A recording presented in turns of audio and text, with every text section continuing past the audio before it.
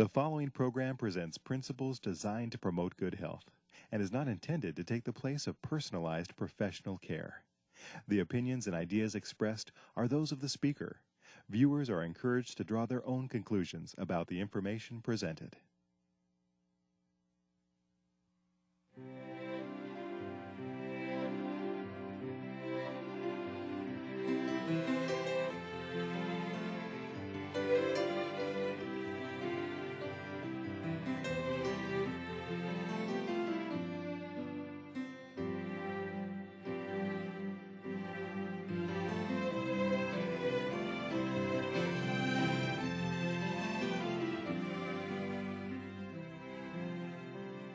Hello and welcome to Health for a Lifetime. I'm your host, Don McIntosh. We're glad you joined us today out of your busy schedule.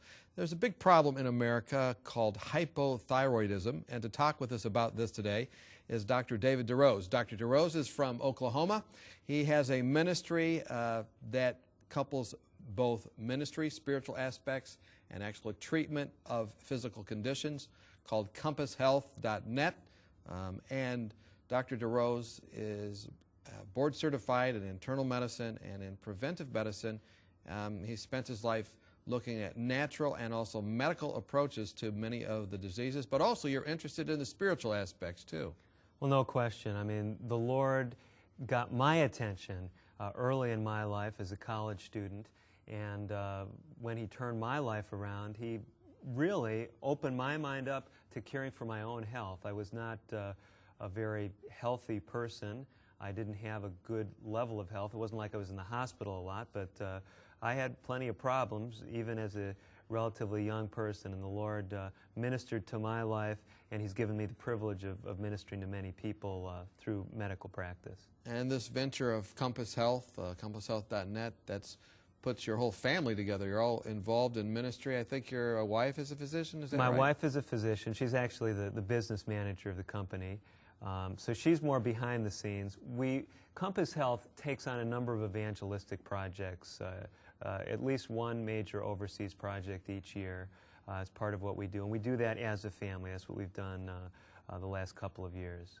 Wonderful. Today we're going to talk about hypothyroidism. Some of the stuff we talk about you'll probably have up on your website. And if people go to compasshealth.net, they'll be able to read more details about what hypothyroidism. What is hypothyroidism and how big a problem is it?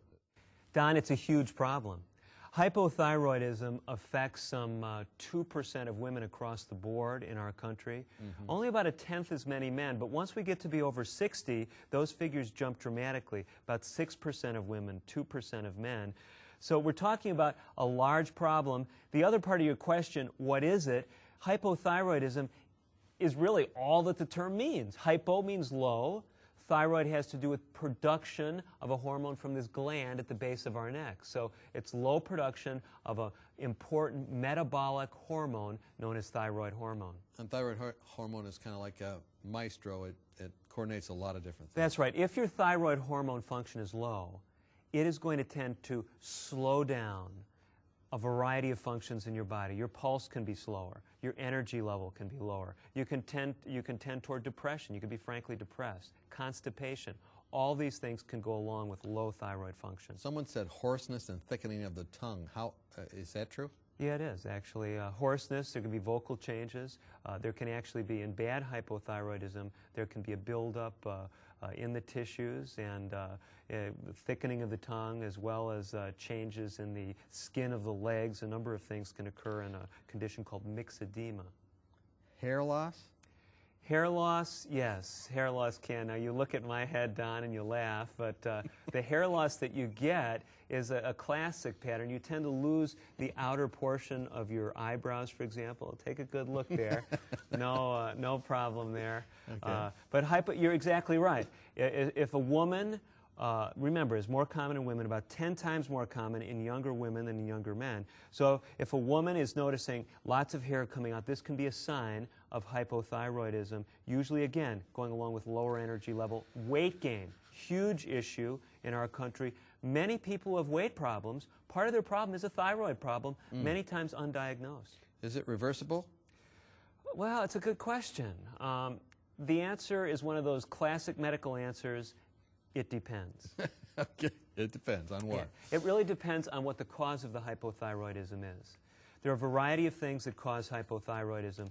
The single most common cause of hypothyroidism in children over 8 and all the way in through adulthood is something called Hashimoto's thyroiditis. And that's something we talk about normally. Not usually that you talk about. Hashimoto's thyroiditis. That's right. Okay. Hashimoto's is an autoimmune destruction of the thyroid gland. Okay. So the body is attacking this gland. It's being wiped out. That is basically an irreversible scenario. It doesn't mean that you can have zero thyroid function the minute it's diagnosed, but once the body's attacking the thyroid, you're not going to typically regain that function. But there are many other causes of hypothyroidism caused by a virus, for example, or following a viral illness. After pregnancy, classic cause of hypothyroidism. Postpartum hypothyroidism is what we call it. Many times that's fully reversible. So you've terrified some of us, I think maybe. Just with the name Hashimoto's or what? No, with hypothyroidism and seeing the dangers. How can I tell if my thyroid then is normal? You know, if you read books in the health food store, they'll tell you all kinds of things. Same with the internet. Right. I believe the Lord's way of dealing with thyroid control in our body is the best way to get an insight into how our thyroid's doing. Okay, that's good, but how do I tell if it's normal? And then I want to talk about that. Okay, well, I'm going to answer your all right, question go by ahead. telling you how good. it works. The thyroid is not just an autonomously functioning organ. It has control. The Lord has made us so that there are other parts of our body that talk with our thyroid. Okay. One of those parts of the body is called the pituitary gland, laying at the base of our brain. I'd point to it, but it's, you know, right in the middle there. If you see the intersection, right at the base of your brain. And then above that, in the brain itself, is the hypothalamus. These regions of the body are monitoring thyroid function.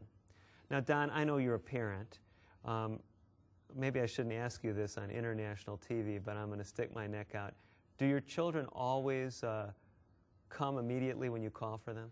Well, in judging between mine and yours, yes. No, they don't always. Okay, they may have not heard you the first That's time, right. That's So what right. do you do if your kids don't come when you first call them? I call them again. You call me, maybe a little bit louder. Maybe so. Okay, well, that's what the pituitary does with your thyroid. If the thyroid is not making enough hormone, it's failing, the pituitary calls out to the thyroid to work harder. Okay. You ever heard your pituitary talking to your thyroid? If I did, we'd have to do another program. That's right. You're exactly right. I'm glad you're squared away on that. You're right. It does not speak audibly. The Lord has the pituitary send a chemical message. That chemical message is called TSH. TSH. Yeah, if the TSH level is normal, that means the pituitary is just telling the thyroid you're doing a good job, you know, keep going, keep up the good work. But if it's not listening, if it's not obeying, if it's not producing the thyroid it needs to, the pituitary starts speaking louder. Thyroid, work harder. Okay. And the TSH level keeps going up. Thyroid stimulating hormone. TSH, thyroid stimulating hormone. Okay. So what we want to do, if we want to see if the thyroid is failing, we do a blood test. We see what the body says is going on with itself. If that TSH level is elevated, that's going to indicate thyroid failure or thyroid sluggishness at least. So if you have any question, have any of these signs and symptoms that you've talked about, just a simple blood test can tell you where you are. Can make a huge difference. I've got to tell you though, Don, because of this very exquisite control, if your pituitary is failing and isn't making TSH, that will also cause your thyroid to be sluggish. The problem is not with the thyroid now. The problem is with the pituitary. Right. So you can't just draw a TSH level And assume that's it, and assume everything. But that's the best indicator, and you've got to have a doctor order the test anyway. So work with your doctor if you've got a question. Get the TSH test, and then they can work with you on interpreting it. You have a list probably on your website also on compasshealth.net that goes through all the causes, you know, Hashimoto's, painful subacute thyroiditis, painless sporadic thyroiditis, all of these different things where you can That's be looking right. at There's the a causes. variety of different causes of hypothyroidism, and we point out there on the website how reversible they are by nature of the cause. So you've talked about how we can diagnose it, the TSH, and you've talked about how, you know, that can also be indicative of a problem with the pituitary. But how high does this TSH need to be before someone gets concerned? What are the normals? And well, you know, that's one of the challenges that we have, you know, and I could, you know, show you study after study, and I have some of the references actually on the website, but, you know, different people are actually looking at different cutoffs. But let me tell you what works for me. The standard units that are reported are what we call microunits per liter, MU/L. And those are the units that we use here in our country. Don, here's what the challenge is. If you look at the laboratory normal range, it's going to usually be up to about 5, maybe 4.5, maybe 5.0, maybe 5.5. But a lot of thyroid specialists are starting to say, well, you know what? A lot of people are hypothyroid, and by just looking at what the average is, may be misleading us. An optimal TSH level may be more like 2 or below. Now, you don't want to get too low, because then that would indicate you are hyperthyroid. Your TSH level will get very low because your body, your pituitary is afraid to say anything. Any little word it gives to the thyroid, it starts producing more hormone. Just kind of dramatizing it a little bit there.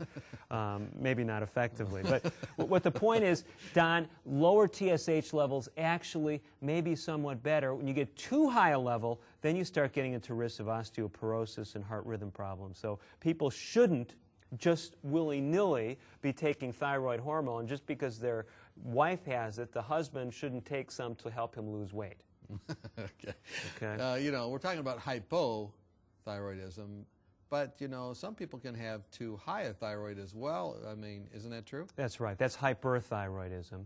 And, yeah, hyper and hypo. Okay. And you're exactly right. So it's not as big a problem in our country as far as the numbers affected, but it's still a significant problem, and it is something to be kept in mind. But if let's say, you know, if it's true that the thyroid can be knocked out, and a lot of people take like Synthroid or these different things. You're not advocating in this program they go off that. There's no way to really go off it once that happens. Is that right or wrong? Is it reversible, in other words? Many of the causes are. Now, I've told you Hashimoto's, which is the most common cause, is not reversible. Those people will need to be on thyroid replacement. Right. Okay? Are there some exceptions? Perhaps early in the course of the condition, yes, but I'll tell you, in my experience, if you have an autoimmune type of thyroid problem, you're going to need the thyroid hormone replacement. And to me, that's not a drug. That's replacing a natural body hormone that the Lord designed for you to have that you're not making. But come back to the, you know, the train of thought that we had a moment ago, Don, as far as what's the normal range. Any doctor, if you get above 10 microunits per liter, they're going to tell you that you're hypothyroid. 5 to 10 range, they might say is a little gray, but most doctors, it seems, are leaning that if it's above 5 to 10 range, even if other indicators of thyroid in the blood, if they measure the free thyroid in your blood, we can do that now, if that's normal, they're going to say you have subclinical hypothyroidism. Maybe you don't have a full-blown disease. Maybe the blood levels are okay of the thyroid hormone, but the brain and the pituitary are saying the thyroid's not working right. Many of these people, the evidence is suggesting they're benefited by treatment as far as energy level. Cholesterol level tends to come down because when you're hypothyroid, cholesterol can rise, can help with blood pressure. A number of things can be related to hypothyroidism. So if it's equal or above 10, your doctor's going to say... I mean, yes, that's very clear-cut. Above 5, many doctors will treat, and the evidence suggests that that is probably prudent. That's the way things seem to be moving, at least from my reading of the literature. So if it's on the high side of normal and you're gaining weight and fatigued, you're going to benefit from Usually we'll find that people, TSH level 6, 7, they benefit by getting that TSH level down, 4, 3, 2, by taking some T4 replacement, whether it's the Synthroid or the Levoxyl or some other form of what we call L-thyroxine. So, you know, my wife's expecting a third child right now, and you've been through a number yourself. Yes. Let's say someone has just had a baby and they've got the thyroid problems that come after having a baby. What should they do? Well, definitely they want to have it diagnosed first. Don't just jump to a conclusion if you're feeling fatigue that it's from the thyroid, because there is also that condition of postpartum depression. And very important that if a woman after pregnancy is feeling a very low energy level, that she has things evaluated. Mm-hmm. If she is hypothyroid, many times what happens, I've seen this before, I've seen people, I remember one woman very vividly, some years ago, came to my office. She had postpartum hypothyroidism. She was just started on thyroid, and she was never taken off it. She saw me probably 20, 25 years later. We were able to gradually taper her off the thyroid, and her thyroid responded. She didn't need to stay on the thyroid replacement. So it was a momentary thing that needed help. It was then. short-term, needed help then. Now, some people with postpartum thyroiditis, they will have irreversible long-term thyroid problems. We're talking with Dr. David DeRose. He's a physician from southern Oklahoma. He has a ministry called Compass, and it's at compasshealth.net. And we hope that it's given you some direction so far with hypothyroidism, and we hope that you join us when we come back to talk a little bit more about this important subject. Have you found yourself wishing that you could shed a few pounds? Have you been on a diet for most of your life, but not found anything that will really keep the weight off? If you've answered yes to any of these questions, then we have a solution for you that works. Dr. Hans Deal and Dr. Eileen Ludington have written a marvelous booklet called Reversing Obesity Naturally, and we'd like to send it to you free of charge. Here's a medically sound approach successfully used by thousands who were able to eat more and lose weight permanently without feeling guilty or hungry through lifestyle medicine. Dr. Deal and Dr. Ludington have been featured on 3ABN, and in this booklet, they present a sensible approach to eating, nutrition, and lifestyle changes that can help you prevent heart disease, diabetes, and even cancer. Call or write today for your free copy of Reversing Obesity Naturally, and you could be on your way to a healthier, happier you. It's absolutely free of charge, so call or write today. Welcome back. We've been talking with Dr. David DeRose. We've been talking about your thyroid, that little gland right underneath your Adam's apple. And of course, Dr. DeRose, my name's Macintosh, so we would call maybe it's right underneath your Macintosh. Okay, well, however you want to remember it, that's where it is.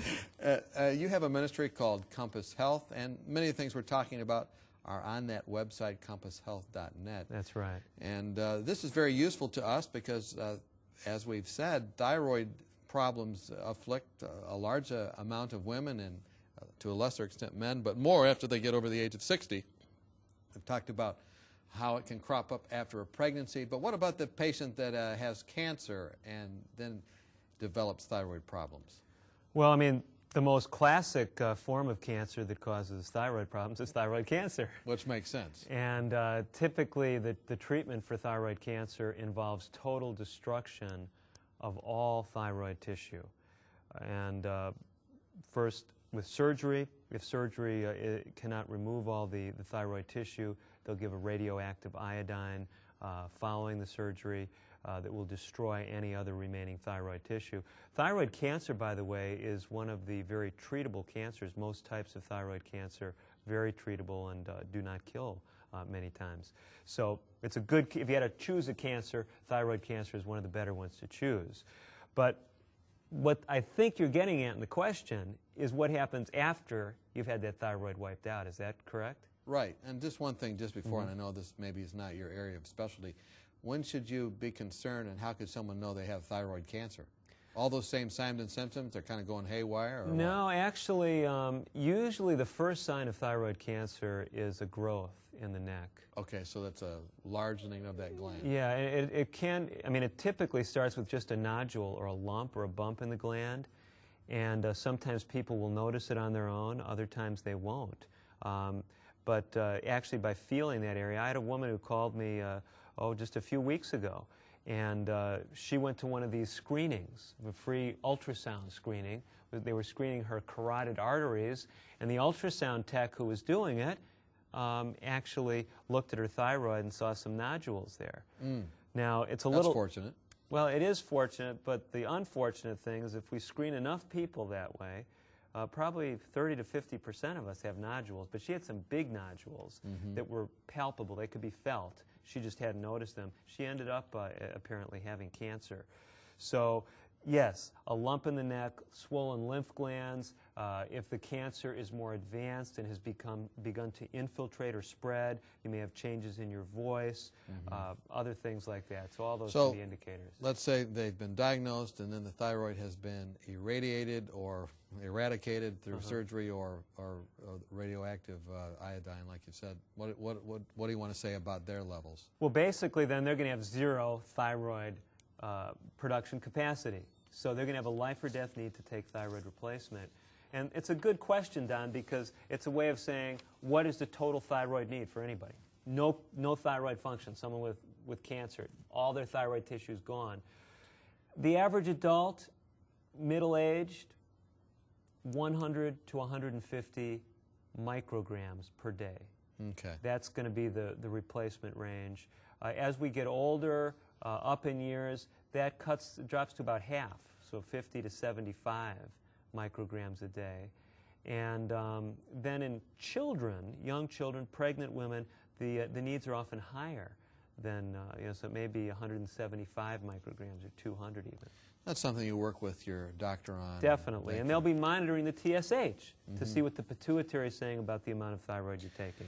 So let's say I'm taking this thyroid replacement therapy. Some people say I should avoid certain foods like soy or these other things. Is there anything to that? Well, there's no question that in soy products and in other plant products there are some naturally occurring what we call goitrogens. Goitrogens. Goitrogens. Same thing we'd call a goiter, huh? Yeah, it comes from the same term because these compounds actually do have a mild effect, a mild adverse effect on the thyroid. But we've got to put that in perspective. If you look at the foods that have some of these goitrogens, these are nutritional powerhouses. The soy foods, the cruciferous vegetables, broccoli, cauliflower. Now, you know what, Don? I can imagine there are some of our viewers saying, hey, great, I've been waiting for my excuse to not eat broccoli or soybeans, right, or tofu. Or fake steak or phony bologna, right. But actually, here's the issue. If you're on thyroid replacement, that is not going to make a whit of difference. You're going to still have to take a pill. The bigger concern when it comes to dietary things are some very potent things that can be blocking thyroid function, and these are man-made compounds. Okay, so like such as what? Things that we'll find in herbicides and other toxins that are in the environment. And of course, no one goes out and says, I'm going to get myself some herbicides and toxins. That's but right. Those are like occurring in maybe fish. The higher you go up in the food chain, and what we mean by that, I know you know what we mean by it, but for those who are not familiar with our description of this, basically low on the food chain is the sources. Plants. Yes, the plants. But I was going to make it a little bit more dramatic, okay, and go more ahead. colorful, but since you've cut right to the chase, we'll say the plants, the very simple things the Lord created, right? Then what eats those? As you go up higher on the food chain, you've got the vegetarian animals. And then higher up on the food chain are the carnivorous animals, etc. The higher you go up in the food chain, the more toxins get concentrated. So the big fish, long-living fish, the scavengers, these kind of things tend to have higher toxin loads. They'll concentrate many of these compounds. So one strategy is try to avoid animal products. Much more important issue, from my looking at the data, than trying to avoid soy or broccoli. You'd be better off eating more soy and broccoli and less milk, meat, eggs, and cheese. So check where you are on the food chain is the big thing. If you have any questions, go to compasshealth.net, and they have a food chain thing there probably. You can say what's important for you. Let's say I'm already a vegetarian.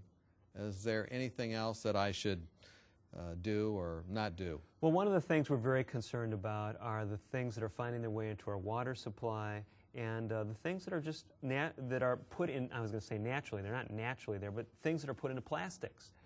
And one of the classic cases, plastic is kept flexible, even if it's somewhat rigid, by plasticizers. These are compounds that are not part of the plastic itself. In a sense, they can leach into the food easily.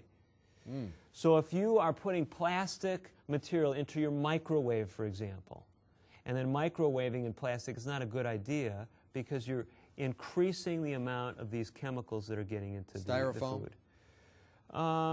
Styrofoam, I don't know. That's a good question. Plastics. Plastics. So don't put it on your plastic plate and heat it up. or your plastic, you know, container, your Thermos. thermos, whatever. I don't want to mention any brands necessarily. Yeah, right, exactly. I was avoiding trying to do that, but Right. whatever. Any container. It's better to just put it on a glass plate. Glass is the best. Okay. Glass or other inert materials for storing and for microwaving. The other place where we find these toxins is in our water supply. And so I encourage people to do something with their water, whether it's reverse osmosis or distillation plus charcoal filtration. Don't forget that, Don. Charcoal filtration. Don't. It's indelibly stamped in my mind. Good. So, you know, in other words, the water supply can have a lot of these chemicals, which can cause problems for the thyroid. And the reason I make the point with distillation is not just because you're a nice guy to interact with, but it's because, Don, look, many of these compounds are volatile. That means if you boil the water, that's what's being done in distillation. Along with the water vapor is going to come some of these toxins. So when you pass that water first through a charcoal filter, that gets out those toxins. So then the distillation is a more pure product. Two things. Can exercise help this? And secondly, what would you say as a Christian clinician would be a spiritual approach? There's some very interesting things that we've got to keep in mind about this. When it comes to exercise, one of the most interesting things in the athletic literature is that over-exercise suppresses thyroid function. I don't think most of our viewers have a problem with that. Yeah, that's why I'm smiling. But you know what, Don? In some of the research we've done, even people who are sedentary, starting on an exercise program, we've found some evidence that they may be doing too much exercise. Bottom line, if someone's not active, if they want to exercise, listen to their body. We're not saying, you know, if you've been exercising 20 minutes a day, cut it down to 5. Still do the 20 minutes, but don't, look, if you're a 60-year-old guy and you haven't been exercising for years, don't go out to the track and see if you can beat some 30-year-old woman around the track who's out there running. It's just stupid, not only for your heart, but also for your thyroid. Okay. Okay? So that's an interesting connection. What would you say spiritually as a thought as we close the program? You know, one of the precious promises in the Bible that I think speaks to this is in Psalm 103. David there is praising the Lord. He says, "Bless the Lord, O my soul, and all that is within me, bless his holy name. Bless the Lord, O my soul, forget not all his benefits." He speaks of some of the great things the Lord does, and one of them is healing disease. The Lord may not always heal disease in this life, but we can trust him to help us to get on a program of health and ultimately to have true healing in eternity. Thanks so much for joining us and helping us with a rather complicated subject today, Doctor. Glad to do it, Don. Thank you for joining us. You can get some of this information on compasshealth.net. We're glad you joined us for Health for a Lifetime, and we hope your thyroid is healthy as a result.